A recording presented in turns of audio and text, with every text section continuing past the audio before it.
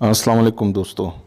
पाकिस्तान में मैंने जितने भी डेयरी फार्म देखे हैं उनमें ये सबसे बड़ा और सबसे ज़्यादा डेवलप है।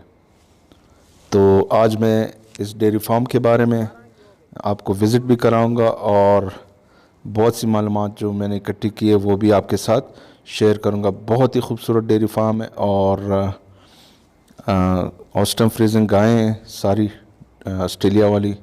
और एक एक चीज़ मैं बताऊंगा, तो आइए देखते हैं। छोटे बछड़ों के बारे में बताऊंगा इसमें आपको, शेड के बारे में बताऊंगा इसमें आपको, और बहुत ही ज़बरदस्त बुल खड़े थे इनके बारे में बताऊंगा, और मिल्किंग पार्लर के बारे में बताऊंगा कि किस तरह से जो है वो मिल्किंग हो रही थी और क्या हिसाब किताब था, और दवाइयों के बारे में कुछ मालूमात शेयर करेंगे, और नए शेड जो बन रहे थे उसके बारे में बात करेंगे। तो इस वीडियो में बहुत सी मालूमात होने वाली है। और जो गाय ये लोग बेच रहे थे जिनको इन्होंने बाहर निकालना है वो उसके बारे में, और किस तरह से चारा डाल रहा था, तो इन सब के बारे में बात होगी इस वीडियो में। बहुत ही मालूमाती वीडियो होने वाली। तो ये वो गायें हैं जो या ओवर एज हो चुकी हैं, या जिनका दूध थोड़ा बहुत कम हो चुका है, या जिनको कोई मसला हो चुका है, इशू हो चुका है, तो अखबार में ये लोग बयान देते हैं। और इन गाय को 4 लाख, 4.5 लाख, 5 लाख, 3.5 लाख, डिपेंड करता है किस कैटेगरी की है। और दूसरे नंबर पे आते हैं शेड। बहुत ही ज़बरदस्त किस्म के शेड बने हुए हैं, और बिल्कुल जो है वो जो नई टेक्नोलॉजी के उस पे बने हुए हैं। 3,500 गाय छोटी बड़ी इस फार्म में, डेयरी लैंड के नाम से, कराची से 50 किलोमीटर आगे ठट्टा की तरफ, और ठट्टा से 20 किलोमीटर पहले ये डेयरी फार्म बना हुआ है। और 3,500 छोटे बड़े गाय सारे इसमें मौजूद है। और दिन में जो है 24 घंटे इनके आगे जो है वो चारा पड़ा रहता है। तो कोई चारे की कोई टाइमिंग नहीं है, जब भी कम हो जाता था तो लोडर आके और चारा डाल देता था। बाकायदा लोग खड़े थे जो हर हर शिफ्ट में अपने बंदे हैं इसके। 80 बंदे इसमें वर्कर्स हैं, और बाकी जो एडमिनिस्ट्रेशन के बंदे हैं या गार्ड वगैरह हैं या जो दूसरे बंदे वो इसके अलावा हैं। और हर शेड के लिए एक डॉक्टर है। तो 25 डॉक्टर इसमें मौजूद हैं इस फार्म में। डेयरी लैंड के नाम से ये फार्म मौजूद है। और डेयरी लैंड जो है वो बहुत से प्रोडक्ट बनाता है। तो ख़ुद तो नहीं बनाता है, लेकिन जो दूसरे वो हैं उनके लिए। और ये ब्रश लगे हुए हैं जब भी गाय वगैरह को, इससे एक तो इनकी सफाई हो जाती है, दूसरी खुजली वगैरह और कुछ जो एक्सटर्नल वो होते हैं इंसेक्ट्स वगैरह होते हैं, वो भी इससे जो है वो रफ़ा दफ़ा हो जाते हैं। तो जिस गाय ने मसाज वसाज कराना होता है वो करा लेती है, फिर वो आगे जाती है, दूसरी आ जाती है। तो ये सिलसिला जो है वो दिन रात चलता रहता है। और शेड्स में जो है वो हर तरफ जो है वो पंखे लगे हुए हैं, और पानी के जो है वो स्प्रिंकल्स लगे हुए हैं या फवारे लगे हुए हैं, क्योंकि ठट्टा में गर्मी होती है। ठट्टा से 15-20 किलोमीटर के फासले पे है ये। तो और बाकायदा 8 घंटे हर बंदा शिफ्ट में काम करता है। 15-16 हज़ार से तनख्वाहें जो हैं वो 20-25 हज़ार तक जो है वो डिफरेंट, कुछ पुराने बंदे हैं या कुछ ज़्यादा स्किलफुल बंदे हैं। तो और डॉक्टर के साथ फिर टेक्नीशियंस हैं, उनके असिस्टेंट वगैरह हैं। तो और गबन गायों के शेड अलहदा हैं, जो दूध वाली हैं उनकी अलहदा है, छोटी बछड़ियों की अलहदा हैं। बहुत ही ज़बरदस्त फार्म है और बहुत ही जदीद अंदाज में बनाया गया है। और लेकिन एक बात जो हमें पसंद नहीं आई, बेच रहे नहीं थे, सिर्फ वो गाय बेच रहे थे जिनको इन्होंने निकालना था। तो चारा जो है वो फुल टाइम, और चारे में क्या है, चारे में सैलेज, और सैलेज में जो है वो वंडा मिक्स करना, और उसके बाद जो है 15 आइटम और चारे में मिक्स होते। तो 900 रुपये दिन का ख़र्चा आ रहा था फ़ी गाय इनका चारे के ऊपर, और डॉक्टर्स वगैरह और सारे मिल मिला के 900 रुपये जो है फ़ी गाय इस फार्म का ख़र्चा है। और बिल्कुल आखिरी टाइम वाला सीज़न था, मतलब दूध गबन गाय ज़्यादा थी और दूध देने वाली कम थी। तो 35,000 लीटर दूध जो है वो डेली का इस फार्म से निकल रहा था। डेली का 35,000 लीटर दूध जो है वो सप्लाई हो रहा था। और ये अच्छी क्वालिटी की गायें, और ये पंखे वगैरह आप देख लें, क्योंकि बहुत ज़्यादा गर्मी होती है कराची और ठट्टा के बीच में। तो ये पंखे लगे हुए हैं, और शावर लगे हुए हैं, पानी जो छिड़काव करते हैं गाय के ऊपर।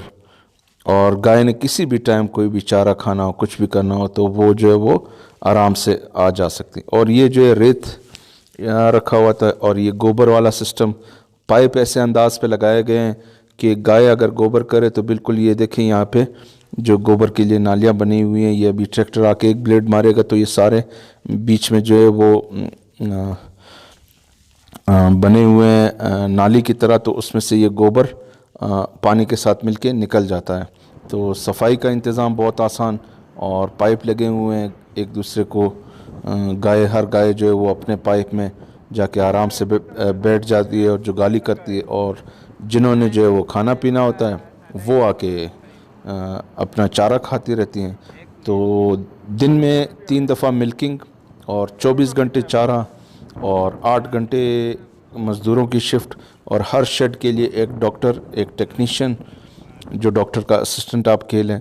और शेड के बीच में जो है वो पानी लगा हुआ पानी है, तो जो जिस गाय ने भी पानी पीना होता है उसमें वो आके पानी का ये टब बना हुआ है, और उसमें ऑटोमेटिकली ये रिफ़िल हो जाता है। जब कोई गाय पानी पी लेती है तो ये ऑटोमेटिकली रिफ़िल हो जाता है। और टेम्परेचर जो है वो शेड का बिल्कुल ही कंट्रोल टेम्परेचर, शेड से बाहर बहुत गर्मी, लेकिन शेड के अंदर बिल्कुल कंट्रोल। और ये नए शेड बन रहे थे। ज़ाहिर है जब गाय बच्चा वगैरह देती है तो ज़्यादा होती है, और जब इतने बड़ी तादाद में फार्म हो, इतनी ज़्यादा तादाद में गाय हो, तो नए शेड्स की ज़रूरत हमेशा रहती है। तो एक नया शेड बन रहा था, और जिस पे काम जारी था। और शेड का ये है कि आप इसको ट्रांसफ़र भी, जब भी आपका दिल करे, आप किसी भी जगह इसको ट्रांसफ़र कर सकते हैं। तो वो ईंट वगैरह से बनाने के बजाय ये ज़्यादा बेहतर तरीका है। डेयरी फार्मिंग बहुत ही कामयाब बिज़नेस है, और इसमें अगर 7 महीने तक आपकी गायें ऐसी क्वालिटी की हैं जो 30 लीटर दिन में दे रही हैं, तो आपको बहुत ही अच्छा प्रॉफिट हो सकता है। और ये वो बछड़ियाँ हैं जो अभी तक छोटी हैं, 8 महीने 10 महीने की हैं, तो इनका अलग ही शेड बनाया हुआ था, और गबन गाय का अलग शेड था। और ये हमारी फार्मिंग फेल की होती है, उसकी वजह ये है कि हम जो है 50 लाख 100 लाख की गाय तो ले लेते हैं, लेकिन जहाँ पे बहुत ही कुछ बुनियादी चीज़ों की बात आती है, जैसे 1-2 लेबर ज़्यादा रखने हो, या एक डॉक्टर की अरेंजमेंट करनी हो, या एक टेक्नीशियन की अरेंजमेंट करनी हो, या चारे वगैरह का कोई सेटअप बनाने हो, या शेड का सिस्टम हो, या दूध बेचने के हवाले से हो, तो ऐसी छोटी छोटी बुनियादी चीज़ों में जो है वो हम लोग कंजूसी दिखाते हैं या बचत करने की कोशिश करते हैं, जिसकी वजह से जो है वो फिर हमें प्रॉब्लम्स आते हैं, और बीमारियां होती है, या और इश्यूज आते हैं। उसके अलावा डेयरी फार्मिंग बहुत ही कामयाब बिज़नेस है, और दवाइयों का एक पूरा इंतज़ाम, जैसे मैंने आपको बताया, 25 डॉक्टर, और हर डॉक्टर के साथ असिस्टेंट या टेक्नीशियन, जो हर डॉक्टर, ये देखे ड्रिप वगैरह लगे हुए हैं मुख्तलिफ़ बीमारियों के लिए। गाय को बांधा गया है और इनको बाकायदा ड्रिप लगे हुए हैं। तो बाकायदा हर चीज़ के लिए एक सेटअप ये देख ले। और ये सेटअप, मैं साफ बात बताऊं, मुझे तो ये छोटे बच्चों का या बछड़ियों का या बछड़ों का ये वाला सेटअप मुझे पसंद नहीं है, जो बिल्कुल न्यू बॉर्न है, ये मुझे ज़्यादा पसंद नहीं है। क्योंकि बिल्कुल ये केज सिस्टम, ये जब खुले होते हैं, लेकिन इनमें एक प्रॉब्लम है, ये अगर इनको आप खुला छोड़ दे तो ये मट्टी खाते हैं, तो इस वजह से भी ये लोग इनको इस तरह से रखते हैं। फिर 2 महीने के बाद ये लोग इनको, जब ये इनकी मट्टी की आदत छूट जाती है, और 70 दिन तक जो है वो इनको गाय का दूध और पाउडर मिल्क जो है मिक्स करके पिलाया जाता है। उसके बाद जो है वो फिर इनका दूध जो है 70 दिन के बाद बंद कर दिया जाता है। तो जब ये 2 महीने की हो जाती है, फिर इस तरह के शेड में इनको छोड़ दिया जाता है, और वो कफस से जो है वो पिंजरे से इनको निकाल दिया जाता है। तो ये जो है ये 2 महीने की हो चुकी है, और इनको जो है वो शिफ्ट कर दिया है। तो मैं जो बता रहा था कि अगर आपने डेयरी फार्मिंग करनी है, या किसी भी हवाले से आपको शौक़ है, तो आपने जो है वो किसी भी चीज़ पे कॉम्प्रोमाइज़ नहीं करना है। जितनी अच्छी नस्ल की गाय लेना ज़रूरी है, उतने ही उसके हवाले से डॉक्टर्स वगैरह और बाकी इंतज़ामात भी, और उनका चारे का भी इतनी ही ज़रूरत है। और ये बुल आप देख लें, 3 साल से कम उम्र का था, लेकिन 22 महीने या 24 महीने बताया था मेरे ख्याल में डॉक्टर साहब ने। आप इसका साइज़ देख लें और इसका कलर देख लें, मुझे तो नहीं लगता है कि आपने किसी और जगह इसको देखा होगा। और सामने से धूप थी, रिकॉर्डिंग में अच्छी तरह नहीं हुई, लेकिन बहुत ही खूबसूरत बुल खड़े थे, और स्पेशली इनका red colour, red and white colour बिल्कुल ही लाजवाब। और मैंने तो शायद ही अपनी ज़िंदगी में इस तरह के बुल देखे हों लाइव, शायद ही मैंने अपनी ज़िंदगी में इस तरह के बुल देखे हों। ये वाला थोड़ा सा छोटा था, लेकिन वो जो पहला वाला बुल था वो इतना आउट क्लास था कि किसी भी कीमत पे कोई भी बंदा जो शौक़ रखता हो या जिसने नस्ल के लिए लेना हो, किसी भी कीमत पे वो इसको ख़रीदने के लिए तैयार होगा। तो बाकी ये जो अब आ जाते हैं मिल्किंग पार्लर पे। आजकल जो आपको मालूम है कि वर्कर्स का बड़ा मसला होता है स्पेशली इसमें। तो ये जो दरवाज़ा था, ये दरवाज़ा जो है खुल जाता है ऑटोमेटिकली, और इसमें गाय एंटर हो जाती हैं और अपने अपने उसमें खड़ी हो जाती हैं ये गाय, और इसके बाद जो है मिल्किंग स्टार्ट हो जाती है। मिल्किंग के लिए 2 मशीनें लगी थी और 24 घंटे मिल्किंग जारी थी, क्योंकि जब एक शिफ्ट का नंबर ख़त्म होता था तो अगले का नंबर ख़ुद ब खुद आ जाता था। और इसके लिए भी स्पेशलाइज्ड बंदे रखे हुए थे। कोई ज़्यादा स्पेशलाइज्ड काम तो नहीं है, मतलब इस जिन्होंने ये काम करना था उनको फिर दूसरा कोई भी काम नहीं करना था। तो दिलावाल कंपनी के 2 पार्लर बने हुए थे, और तकरीबन 60 गायें या 50 गाय एट अ टाइम जो है वो इन 2 पार्लरों में जो है वो उनकी मिल्किंग होनी थी।